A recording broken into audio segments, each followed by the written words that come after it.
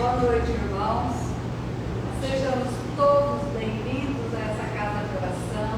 A quem está vindo pela primeira vez, nosso abraço, nosso carinho. Aqueles que já estão companheiros nossos, também recebam o nosso abraço, o nosso carinho. Aqui vocês viram já o nosso trabalho, né? Só consta uma coisa que nós estamos com uma programação que nós estamos fazendo agora domingo, que é lá no Jardim Florianópolis. Todos estão convidados a comparecer, a participar conosco, que é o Azar Beneficente. Nós temos roupas, calçados, bijuterias, roupas de cama. Teremos também corte de cabelo, de cabeleireiro mesmo, gente. É cabeleireira moça mesmo, né? A tia Isa. Bota muito bem. Compareça. Prestigia a gente. Vai ser muito bom ter de todos. O tema de hoje é do livro Pão Nosso, Francisco Cândido Xavier, ditado pelo Espírito Emmanuel. É o número 11. O bem é incansável. E vós, irmãos, não vos canseis de fazer o bem. Palavras de Paulo, na segunda carta aos Tessalonicenses, capítulo 3, versículo 13.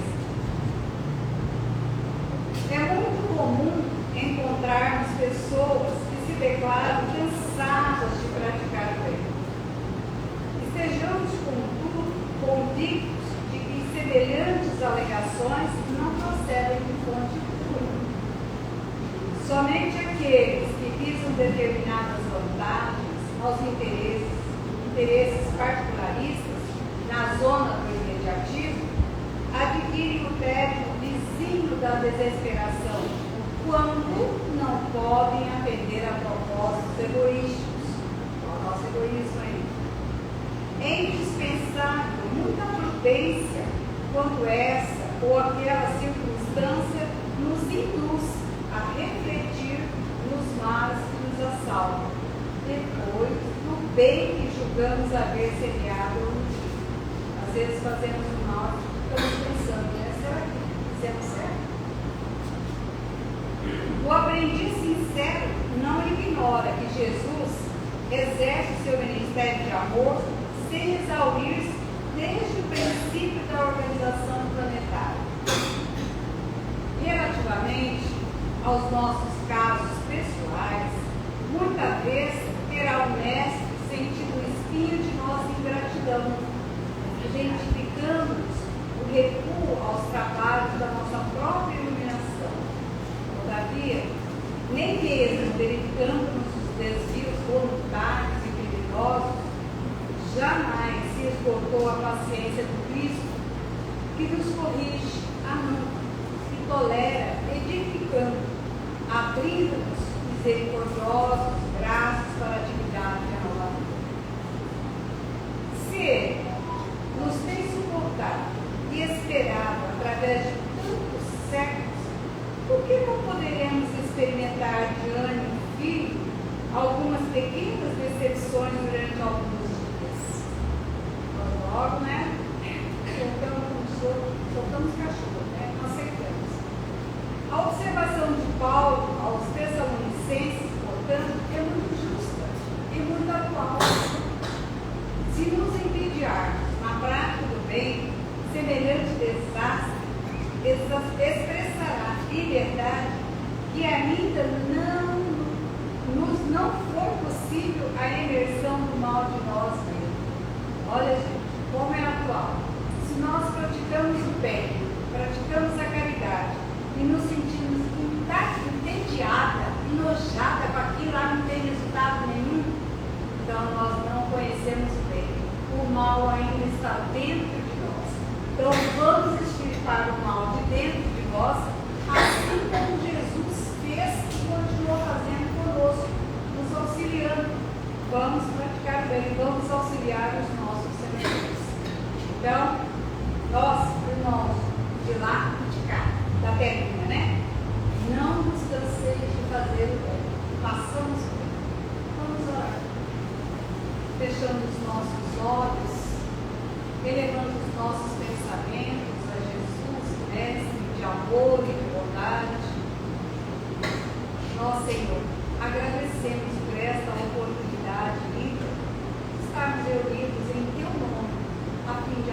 conhecer um pouco mais do teu Evangelho, um pouco mais da sua vida, do seu amor por nós, que até hoje nos conduz e nos espera de braços abertos.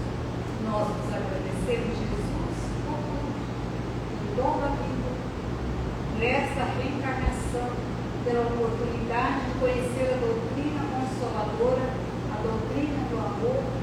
Nós pedimos, Jesus, continue conosco, continue nos envolvendo na sua paz e no seu amor. Que assim seja.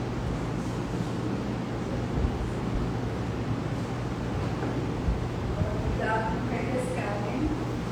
Mais pertinho.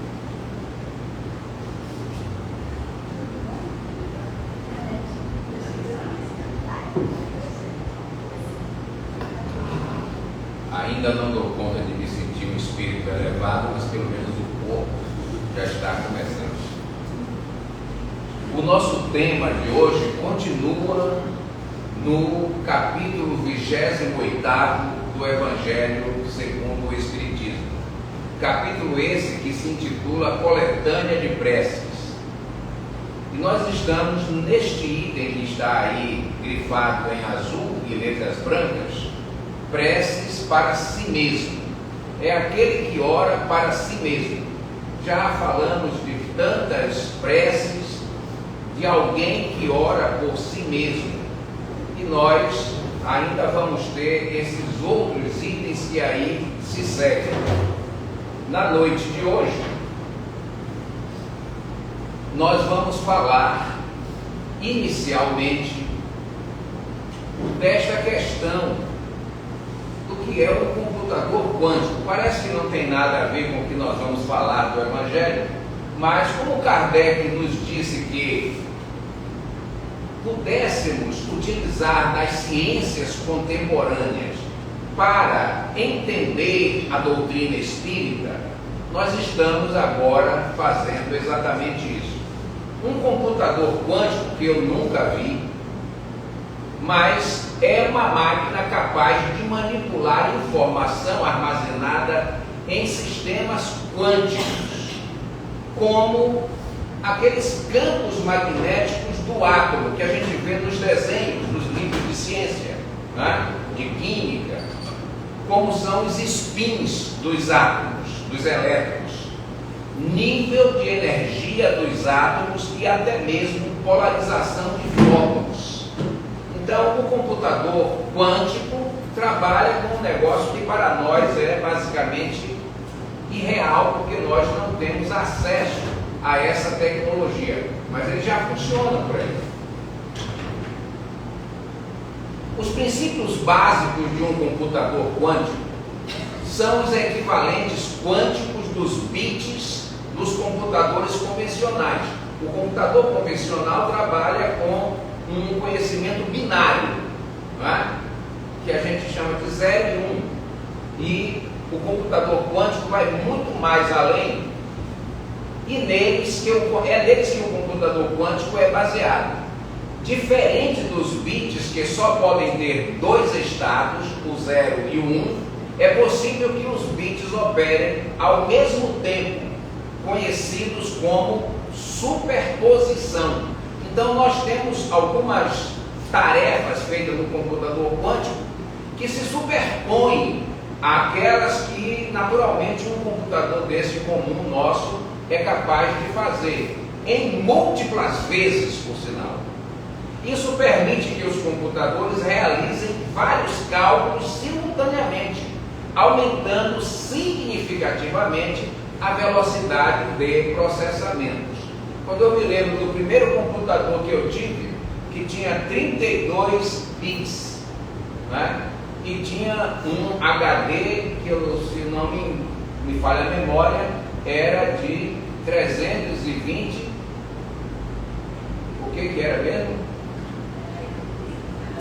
Não era nem o que é hoje, né? É um negócio que é bem menor do que um pendrive desses menorzinhos que a gente carrega. Isso era um HD que tinha e era uma máquina de uma velocidade irritante, porque não andava mesmo para frente, mas era aquela que nós achávamos ótima, porque era o que existia.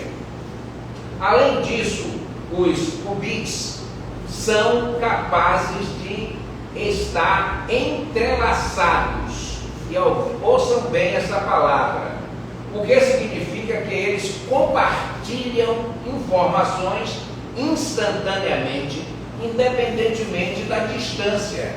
Eu posso ter computadores longe um do outro, eles são capazes de interagir por essas questões que a gente nem é capaz muito assim de entender e dar explicações. Mas quem já assistiu naquele tempo da minha adolescência, não é? Não faz muito tempo, bem verdade, mas é do tempo em que tinha Jornada nas Estrelas, não é? Que tinha teletransporte. O cara entrava numa cabine e aí a gente via ele se diluir assim e ele aparecia lá em outro lugar, em outro planeta, em outra galáxia, sei lá o que. Era teletransporte. É isso que faz aqui, independentemente da distância. Isso é conhecido como teletransporte quântico e é uma das propriedades mais fascinantes da mecânica quântica. Essas propriedades permitem que os computadores quânticos realizem cálculos complexos, eu diria ultra complexos, em um tempo muito menor do que os computadores convencionais seriam capazes de produzir. Mas por que nós estamos trazendo isso? Para falar um pouco da mente. A neurociência avalia que a mente pode ser conhecida não só como uma questão pessoal, mas uma ordem social. Isso quer dizer que nós nos entrelaçamos. E se nós estamos falando hoje aí, está uma polêmica no mundo por causa da inteligência artificial, isso nada mais é do que mimetizar o que acontece conosco. Um físico, que também é físico quântico da nossa era, chamado Fritjof Capra, que já esteve aqui em Cuiabá fazendo palestras aqui, e eu tive a oportunidade de assisti-lo, ele diz o seguinte em uma das suas obras, que nós somos uma teia. Nossas mentes, nossos cérebros formam uma teia que não tem emenda. É uma teia sistêmica, existente. Eu posso me movimentar e isso, como a teia da aranha que não parte o fio, nós continuamos conectados uns aos outros. E é essa capacidade de conexão que nos dá essa oportunidade de nos entrelaçarmos, independente da distância que estivermos. Eu posso estar aqui, tenho um parente hoje que está no Rio de Janeiro, o meu irmão, com o filho, formando lá na Petrobras em engenharia de processo, um curso interno da instituição, e ele de lá manda a foto em tempo real para mim. E nós daqui orando para que aquilo seja ótimo para a família inteira, estamos conectados pelo coração e pela mente, entrelaçados por estas vibrações amorosas. Da mesma forma, podemos nos entrelaçar por vibrações pouco felizes. Pelo ódio, pela raiva, pela mágoa, estaremos também conectados dessa maneira.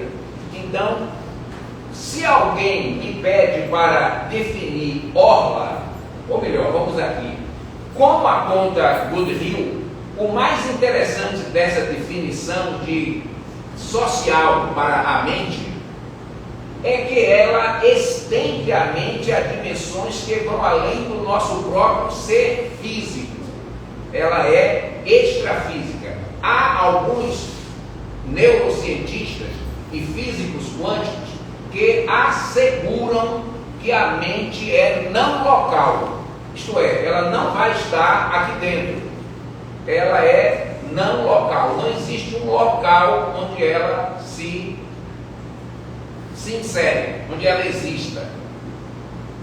Siegel explica que é algo semelhante ao que acontece quando tentamos definir o termo orla. Quem conhece as cidades que têm a beira-mar chama ali aquele lugar de orla marítima. Aqui nós chamamos a orla ribeirinha ali, que está sendo ampliada cada dia mais pelos nossos prefeitos ali naquela área do porto, não é?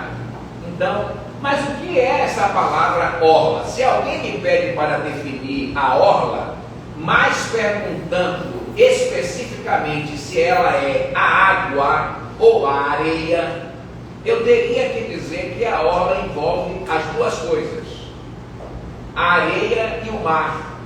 Não conseguimos limitar o entendimento da orla a ponto de dizer que ela é uma ou outra coisa. Eu comecei a pensar, talvez a mente seja como uma orla, diz essa pessoa que escreve, essa neurocientista que escreve neste texto que nós estamos aqui trazendo um fragmento para o nosso pensamento. Então, a mente é o corpo ou é tudo que está fora de mim e que me conecta com tudo e com todos? O espírito André Luiz diz que todos nós estamos mergulhados no oceano do pensamento de Deus, ou também usando o termo no hálito divino. Então, isso que está aqui ao meu redor e ao de vocês é feito de uma substância chamada fluido cósmico universal, que muito mais sutil do que o ar que respiramos aqui e que não tocamos, não vemos, o ar também não fazemos isso. Essa substância sutil que produz todas as demais substâncias que existem no universo, não é somente na Terra, no universo, ela é o lugar, o meio no qual o pensamento e a vontade de Deus transita. Por isso nós dizemos que nós estamos mergulhados no hálito divino.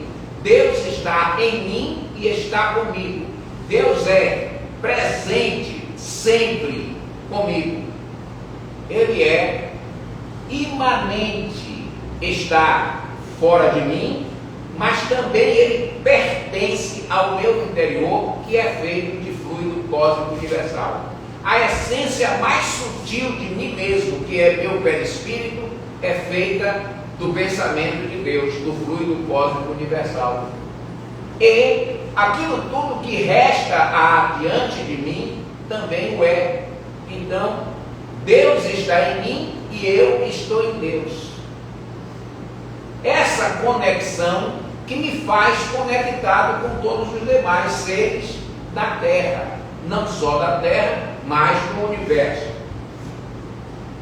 Então nós fomos buscar, nesta obra produzida pelo senhor Allan Kardec em 1857, antes mesmo de entrar no tema que teremos, que é do Evangelho, aqui nós vamos buscar no capítulo 8 da segunda parte do Livro dos Espíritos, que fala do mundo espírita, isto é, mundo dos espíritos. E entenda-se a isso, mundo que conecta os dois planos da vida, os espíritos encarnados, que somos aqui nós, e os espíritos encarnados que estão aqui também conosco, entrelaçados conosco. Por sinal, neste momento exato em que aqui estamos falando, eles estão cuidando de cada um de nós, estão intervindo de maneira sutil, sem escândalos, sem aparições, fazendo com que nós, cada um de nós, receba aquilo que viemos buscar. Cada um no seu pensamento, buscando ser ajudado, está sendo ajudado. E aqueles que não buscaram, mas que merecem, estão sendo ajudados também.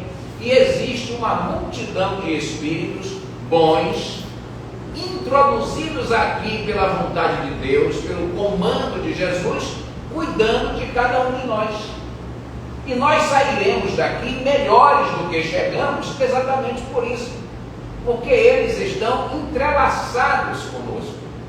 E na possível imagem de distância que nós pensávamos de Deus, Deus está presente, Ele também está aqui nessa conexão ampla que nós nos fazemos com o Criador.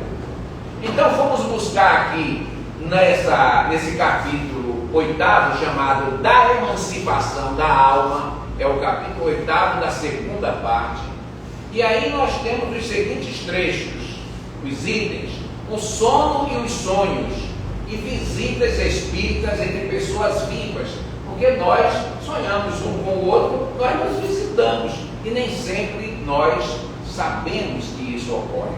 Tem todos esses itens aí que não importa que nós falemos, mas que eu sugiro que cada um tome do seu livro dos Espíritos. Quem não os tem, talvez aí na porta tenha algum ainda para ser doado, é só pegar na caixa que está aí fora, que possa ler, estudar, meditar sobre as questões que estão neste capítulo 8º, sobre a emancipação da alma, quando a alma se liberta do corpo temporariamente, ou mesmo quando morremos de forma definitiva. Dentro desse item, o sono e os sonhos, está lá a pergunta de número 400. O espírito encarnado permanece de bom grado no seu envoltório carnal, quer dizer, todos nós estamos nesse corpo de boa vontade, porque queremos, felizes da vida? Essa é a pergunta.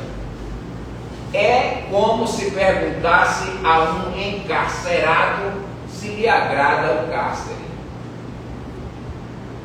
Alguém gosta de estar na detenção? Os mais perversos dos homens, ou aqueles que foram presos indevidamente, alguém gosta de estar lá? Não. Mas nós estamos também encarcerados nesse corpo. Mas é uma necessidade do Espírito. Nós estamos presos nele por necessidade da nossa evolução.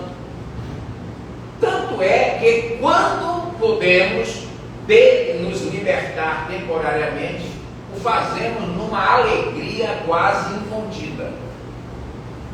É como se perguntasse se o encarcerado agrada o cárcere.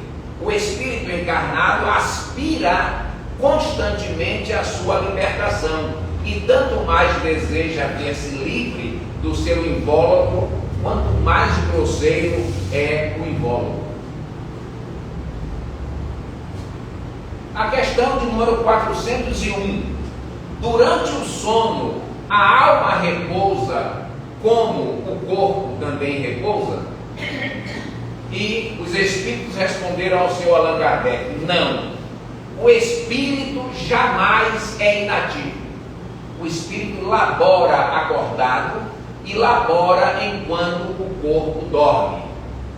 Enquanto estamos acordados e enquanto o nosso corpo repousa. Durante o sono, afrouxam-se os laços que o prendem ao corpo, e não precisando este, então, da sua presença, ele se lança pelo espaço e entra em relação mais direta com os outros espíritos. Isto é, nós aqui encarnados vivemos duas vidas. Essa que estamos agora presencialmente no nosso corpo, e aquela em que deixamos o nosso corpo temporariamente e vivemos a vida do espírito livre.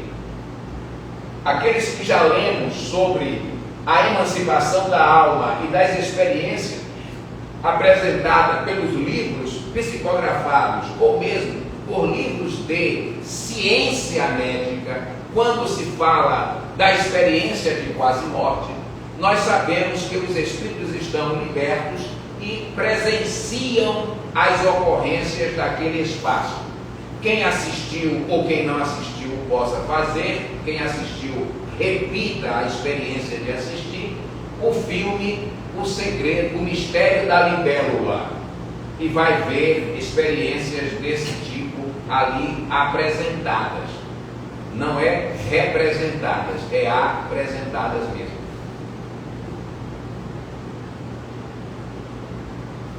E aí eu busquei várias dessas questões que ali estão, mas para não ser maçante com essa temática, mas trazer as experiências necessárias para a compreensão da temática de hoje, eu trouxe a questão 402. Se nós prestarmos atenção na leitura do capítulo, a questão 402, ela rememora várias questões que estão no mesmo item, o sono e os sonhos.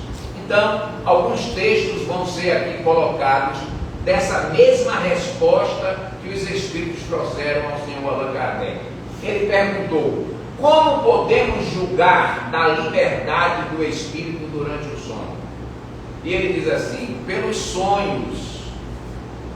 Quer dizer, como é que eu faço o juízo da liberdade? Como é que eu entendo? Como é que eu vou ter certeza de que há essa liberdade do Espírito durante o sono? E eles responderam: pelos sonhos. Então, quantas vezes nós sonhamos em outro lugar, em uma outra cidade, em uma outra situação que não é a que nós vivemos habitualmente? Quando o corpo repousa, acredita ou tem o espírito mais faculdade do que no estado de vigília. Lembra-se do passado e de algumas vezes prevê o futuro. Então nós temos sonhos que são chamados de pré-meditação, não é? Que nós temos a experiência do que vai acontecer. Contamos o sonho e algum tempo mais tarde aquilo que nós falamos acontece e nós temos a comprovação daquele sonho que tivemos. Adquire maior potencialidade e pode pôr-se em comunicação com os demais espíritos, quer deste mundo, aí estamos falando da Terra, ou de outro mundo, de qualquer outro planeta, de qualquer outro corpo celeste habitado, que a maioria o é. Continua na mesma resposta da pergunta 402. Dizes frequentemente: tive um sonho extravagante, um sonho horrível, mas absolutamente inverossímil, isto é, fora da verdade. Enganas-te, é a miúde uma recordação dos lugares e das coisas que vistes. Não é irreal, é uma realidade, dessa realidade quântica que nós há pouco falávamos, que nós não compreendemos bem. E como nós não compreendemos, nós desdizemos, nós fazemos pouco caso e não damos um valor real para isso. É a miúde uma recordação dos lugares e das coisas que vistes, ou que verás em outra existência ou em outra ocasião. Estando entorpecido o corpo, o espírito trata de quebrar seus grilhões e de investigar no passado e no futuro. É bom lembrar que um enunciado do senhor Albert Einstein, ele diz que coexistem no mesmo instante o presente, o passado e o futuro.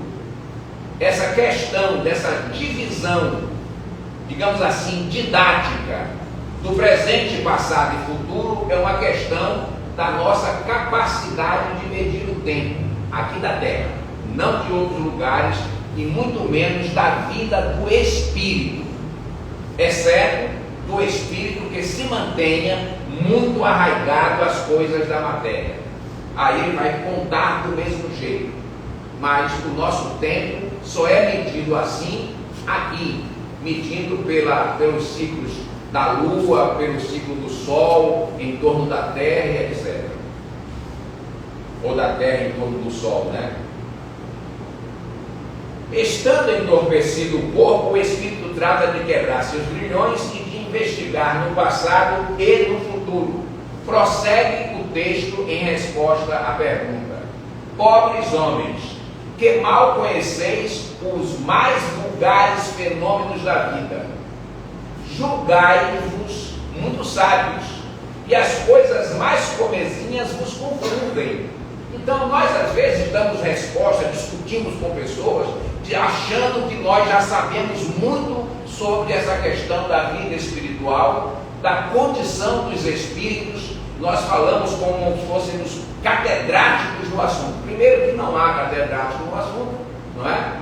Existem estudiosos do assunto e ainda poderíamos chamar só estudantes, isto é, aprendizes do assunto. Nada sabeis responder a perguntas que todas as crianças formulam. O que fazemos quando dormimos? O que são os sonhos? E a gente, mais frequentemente, não sabemos explicar bem essa resposta, dar essa resposta de maneira precisa, nem a adultos, muito menos a crianças.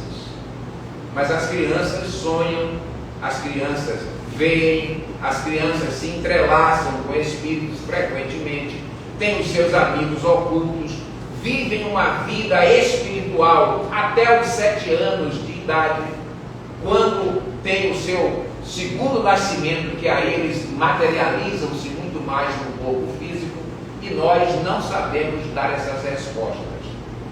No âmbito da ciência que pratico como profissão, que é a medicina, vemos muita ignorância sobre isso, que poderia explicar muitas coisas dos fenômenos da saúde psíquica e física dos pacientes, e nós não temos nos nossos âmbitos da ciência biológica, da ciência médica em si, as respostas adequadas para isso.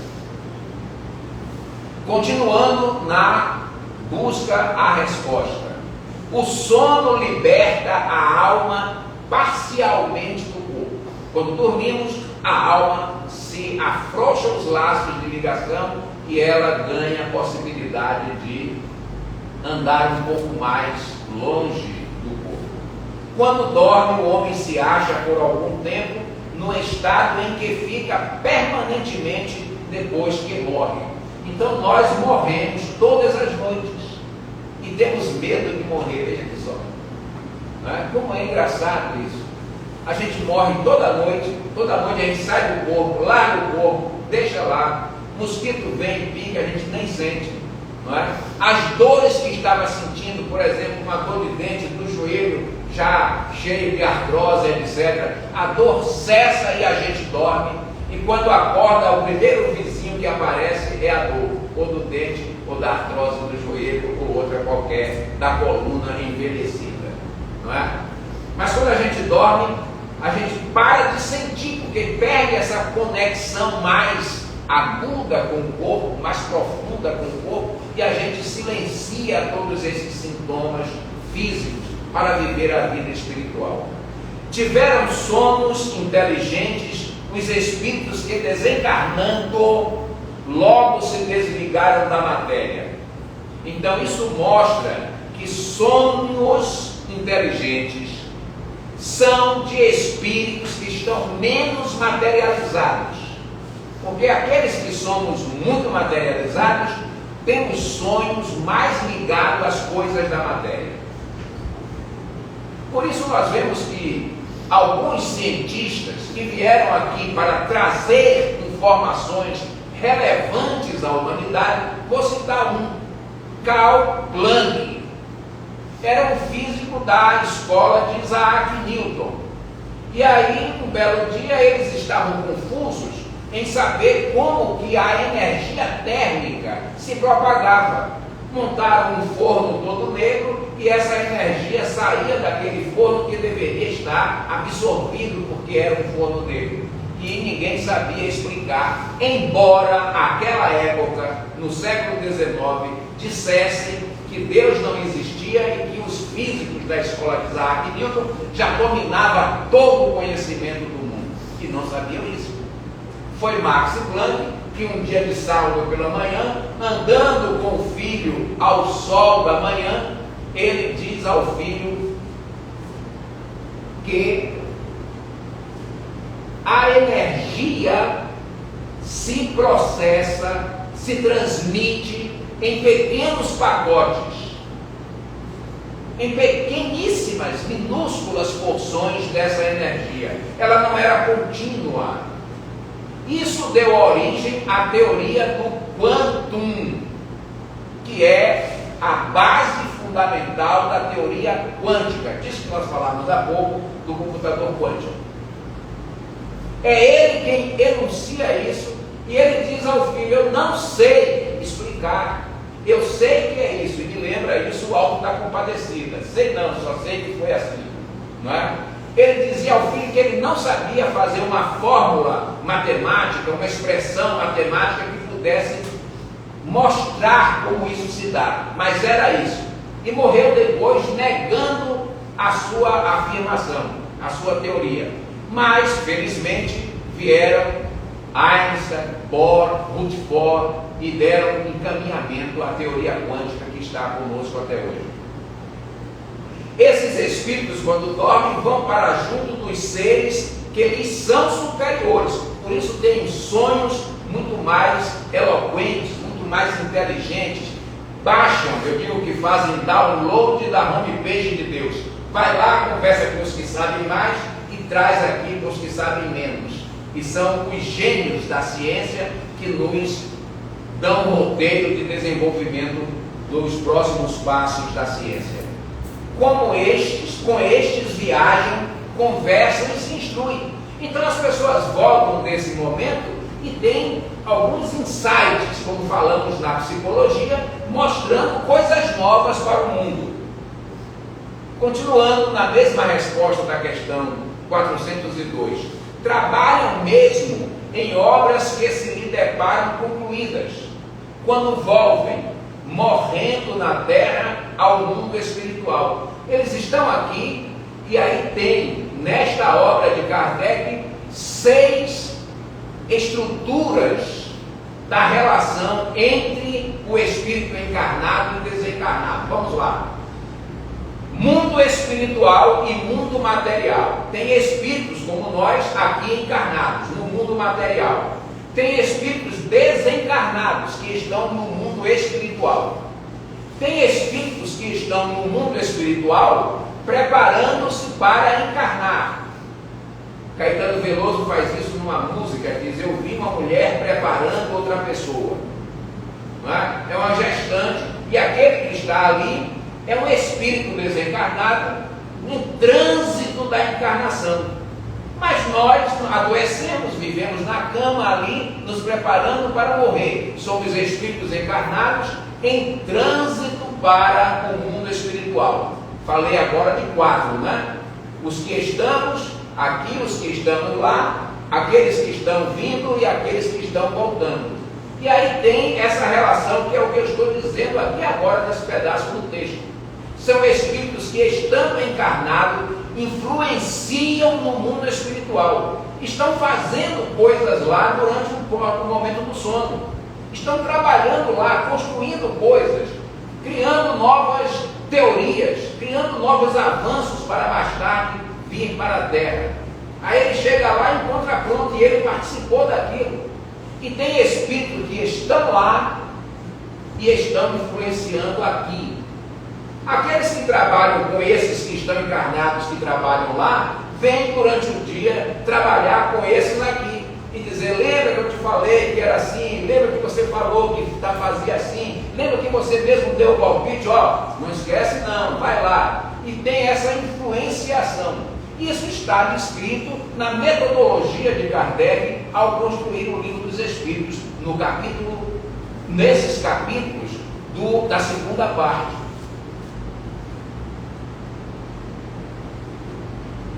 Trabalham mesmo em obras que se lhe deparam concluídas quando volvem morrendo na terra ao mundo espiritual. Morreu aqui, foi para lá e encontrou o que fez.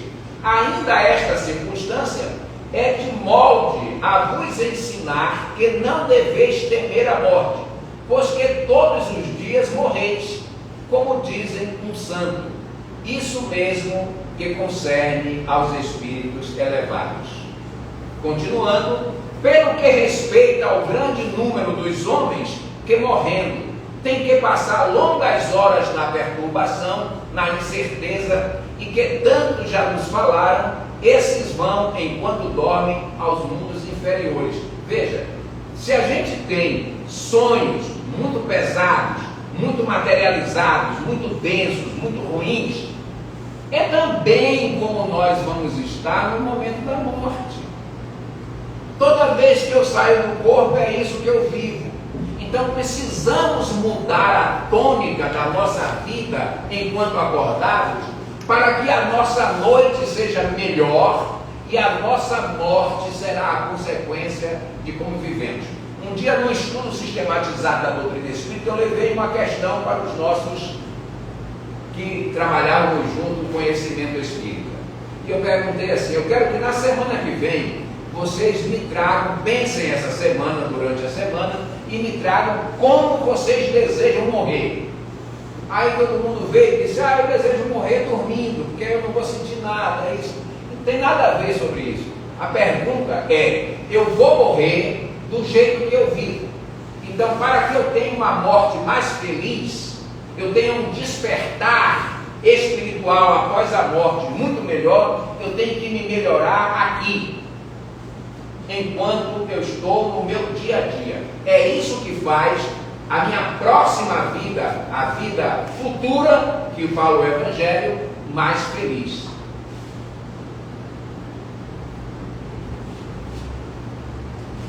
Pelo que respeita ao grande número de homens que, morrendo, têm que passar longas horas na perturbação, na incerteza de que tanto vos falaram,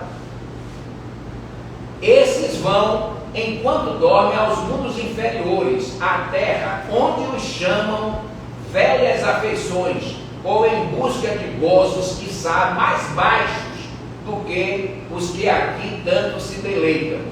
Vão beber doutrinas ainda mais vis, mais ignóbeis, mais funestas do que as que professam entre vós. E os que geram a simpatia na terra é o fato de sentirmos homem ao despertar, ligado pelo coração, aquele com quem acaba de passar 8 ou 9 horas de ventura ou de prazer no mundo espiritual. Enquanto você dorme, você está com essa turma e aí você se deleita. Quando você volta, você está ainda impregnado dessas energias. Também as antipatias invencíveis se explicam pelo fato de sentirmos em nosso íntimo o que os entes com quem simpatizamos têm uma consciência diversa da nossa. Conhecemos-los sem nunca o termos visto com os olhos. É ainda o que explica a indiferença também entre os homens. Então veja, às vezes eu não conheço a pessoa, vejo pela televisão, mas tenho uma empatia, um gosto por aquele comportamento, por aquela fala. É porque muitas vezes nós nos encontramos no mundo espiritual. E às vezes eu vejo alguém que tem uma antipatia, não gosto de ver essa pessoa ali. E isso também, sem conhecer, sem conviver, isso também são digressões, essas dispersões da nossa vida que nos encontramos para degladiar, e temos aqui a experiência nefasta de revê-los.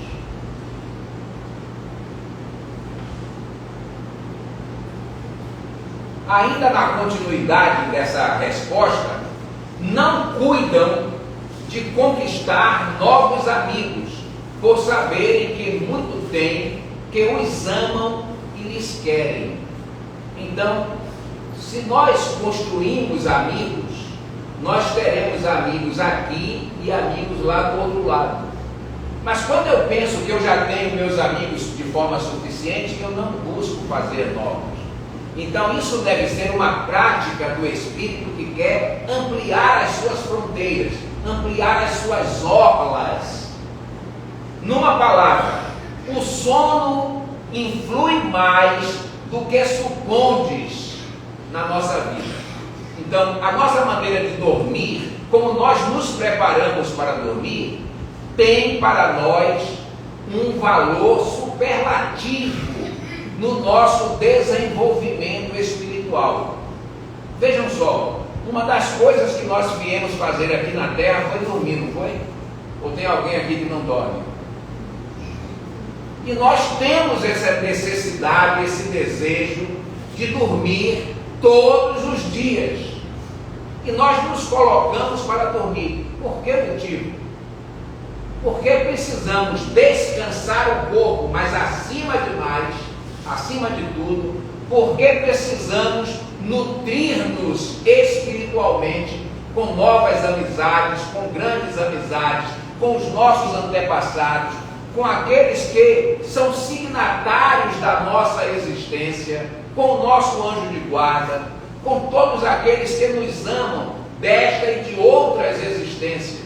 Fazer progresso espiritual, estudar, temos tudo isso a fazer de noite. E eu quero repetir, como o nosso tempo em espírito, ele é diferente do nosso tempo aqui, 40 minutos de sono, espírito liberto e bem orientado, ganha muito mais do que 8 horas de estudo aqui. O sono influi mais do que supondes na vossa vida. Graças ao sono, os espíritos encarnados estão sempre em relação com o mundo dos espíritos. Por isso é que os espíritos superiores ascendem sem grande repugnância a encarnar entre vós.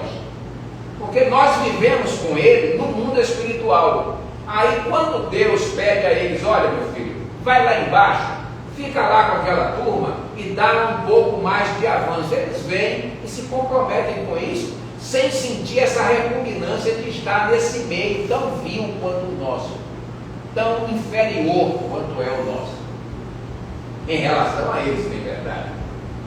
Quis Deus que, tendo que estar em contato com o vício, pudessem eles ir retemperar-se na fonte do bem. Então eles estão aqui, vivendo nesse mundo vicioso, mas eles de noite recuperam as suas forças, vivendo com os mais elevados que estão na erraticidade. Erraticidade é o nome que se dá para a vida do espírito liberto da carne.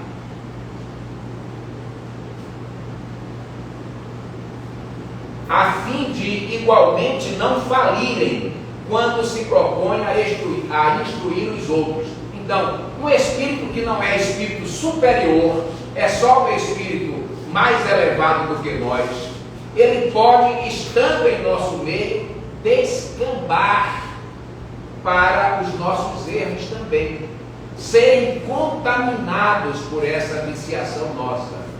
Então, esses espíritos estão sempre retemperando as suas forças em contato com espíritos superiores, para não falir na sua missão de, estando conosco, espíritos ainda de baixa estatura moral, não se tombar junto conosco. O sono é a porta que Deus abriu para que possam ir ter com os seus amigos no céu. É o recreio depois do trabalho, enquanto esperam a grande libertação, a morte, enquanto esperam essa grande libertação. A libertação final que o restituirá ao meio em que lhe é próprio. Nós somos espíritos, a nossa vida é espiritual. Eu sou espírito que tem um corpo, mas toda noite eu sou um espírito que tem um corpo, mas que eu saio para me encontrar com os espíritos que não têm mais corpo, me preparando para o meu retorno sem o corpo, viver a vida que eu tenho que viver, ou aqui ou lá, como espírito. Então, quem é espírita tem por obrigação de se compreender espírito. Então tem essa necessidade para entender o que é a vida física, que motivo é que estamos aqui, porque temos que fazer progresso aqui. Não é progresso puramente financeiro, não é progresso puramente intelectual, é tudo isso e desenvolvimento moral. O sono é a lembrança que o espírito viu durante o sono. Notai, porém, que nem sempre sonhais. O que quer dizer isso? Que nem sempre vos lembrais do que vistes. ou de tudo que haveis visto enquanto dormiste. Eu posso lembrar aqui para todos nós o seguinte: eu saio daqui com algum de vocês no meu carro e vou daqui até Várzea Grande, no aeroporto, e volto. Nós vimos muitas coisas, não vimos? Nesse percurso. Vocês vão lembrar de tudo que viram? Não.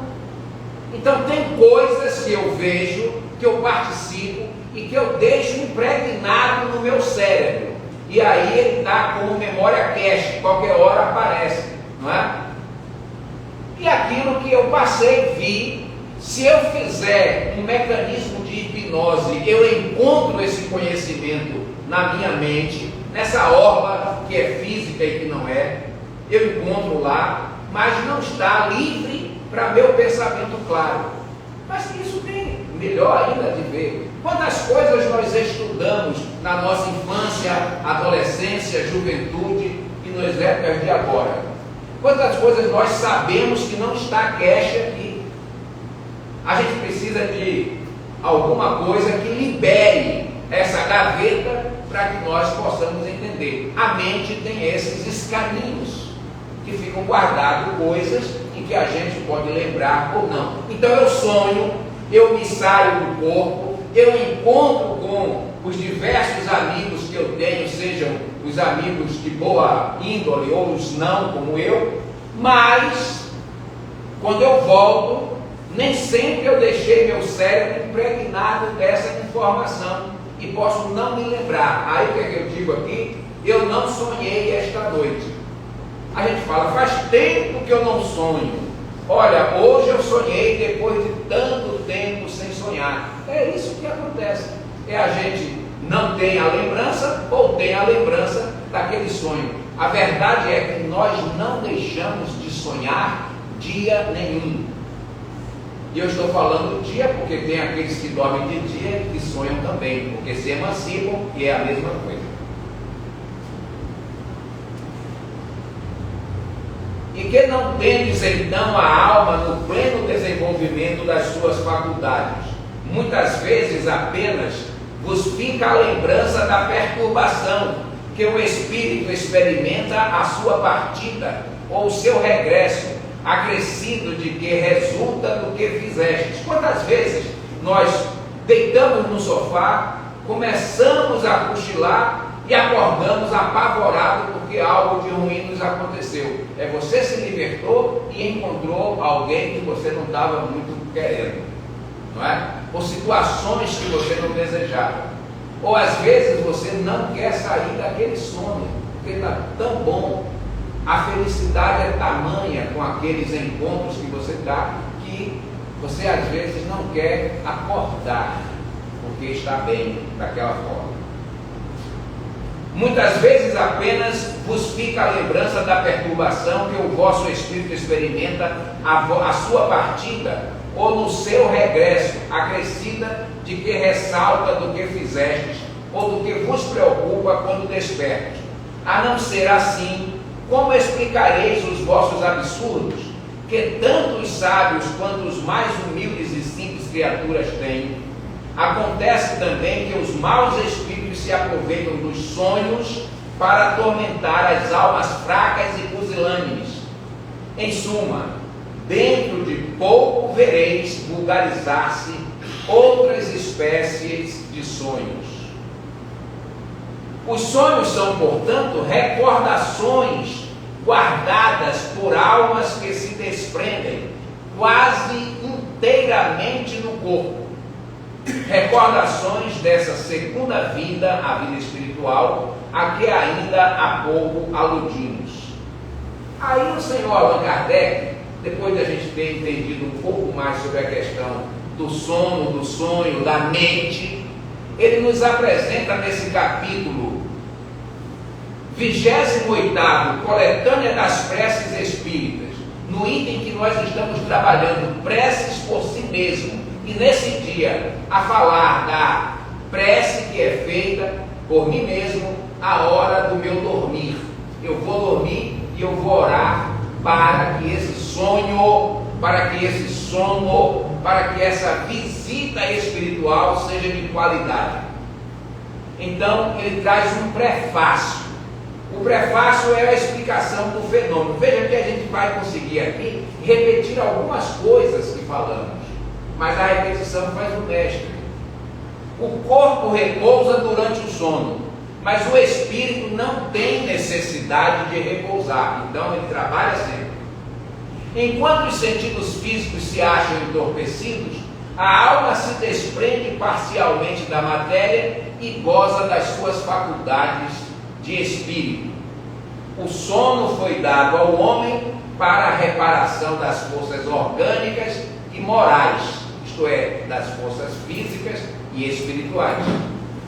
Enquanto o corpo recupera os elementos que perdeu, por efeito da atividade de vigília, o espírito vai retemperar-se entre outros espíritos.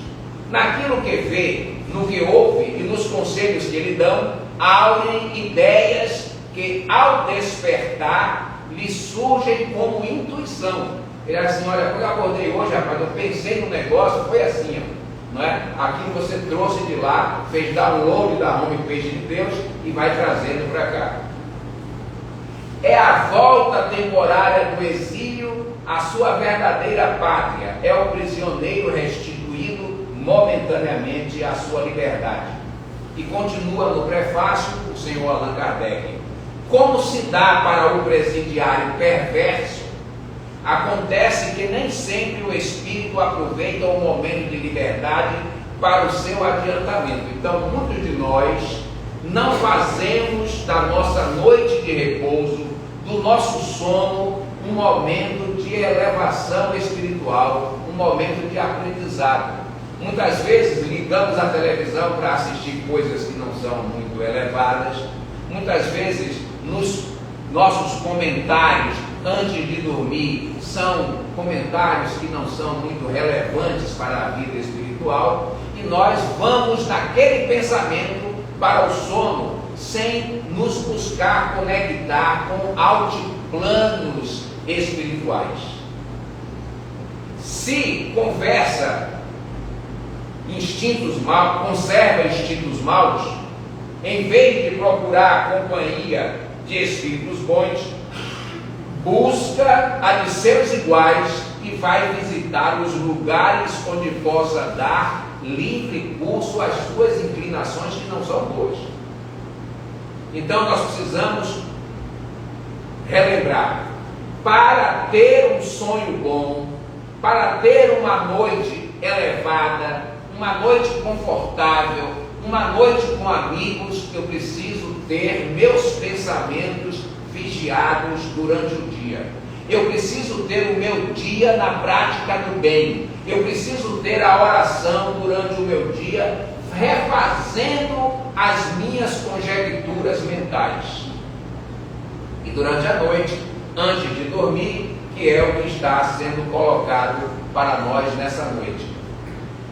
Ainda no prefácio: que aquele que se acha compenetrado da verdade de que o sonho é um caminho reparador do aspecto moral da alma, eleve o seu pensamento a Deus quando sinta aproximar-se o sono e peça a Deus conselho dos bons espíritos e de todos cuja memória lhe são caras, a fim de que venha se juntar a ele nos curtos instantes de liberdade que lhe são concedidos, e ao despertar sentir-se-á mais forte contra o mal, mais corajoso diante da adversidade. E aí está, para finalizarmos, que prece é essa que Kardec nos reservou? Prece a ser feita à hora de dormir. Minha alma vai estar por alguns instantes com outros espíritos. Venham os bons ajudar-me com seus conselhos. Faze, meu anjo guardião, que ao despertar eu conserve durável e salutar impressão desse convívio.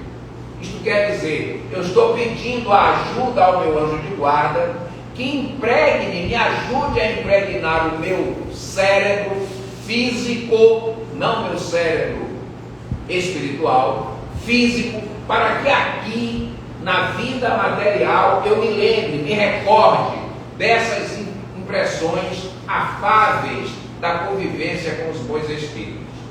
Então, esse longo caminho que fizemos, lembrando que a nossa mente está entrelaçada com o bem e com o mal, com os bons e com os perversos, nós fazemos a escolha. No momento em que eu entro na internet, que é a semelhança dessa teia que as nossas mentes interagem uma com a outra, daqui eu posso conectar um computador lá no Japão, na China, nos Estados Unidos, em qualquer lugar. Eu posso me conectar com outra mente em qualquer lugar que esteja. E eu faço a escolha: eu quero um artigo bom ou eu quero um artigo ruim na internet? O que é que eu estou buscando? Eu preciso pensar nisso e dar o meu clique para conectar com o melhor que me possa suceder. Vamos orar.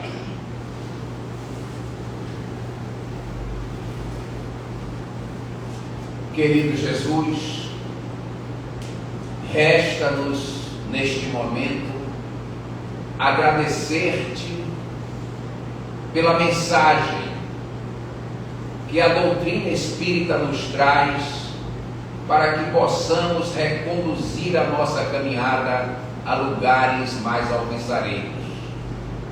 Mas queremos também, Senhor, te agradecer pelo cuidado de sempre, o cuidado que nos é fornecido nesta noite, enquanto estávamos atentos a tuas palavras, aos teus ensinamentos, quando o nosso coração se conectava com o teu, os bons espíritos sob o teu comando, aqui estão, e cuidando de nós, a cada um de nós, deu do seu amor, da sua ventura, da sua alegria, da sua paz aos nossos corações. Fizeram intervenções físicas sutis em nossos corpos físicos e nossos corpos perispirituais, para que possamos sair daqui melhor do que chegamos, para que a tua presença entre nós seja constante, para que a nossa alma tenha dilatado a capacidade de compreender, para entender as tuas lições. A nossa gratidão imensa, Senhor, por este momento em que nos reunimos e entrelaçamos os nossos corações e as nossas mentes, juntando-nos ao teu coração e à tua mente amorosa. Continue conosco, hoje e sempre, e que nós permaneçamos contigo, pensando e agindo dentro do teu Evangelho. Que assim seja. Nós temos à disposição o passe. Aqueles que tiverem o interesse deverão se organizando aqui à medida que os nossos companheiros vão orientando para entrar naquela sala e receber o passe. Mantenhamos como estamos, mantenhamos em oração para que possamos energizar essa modalidade de transmissão de energia.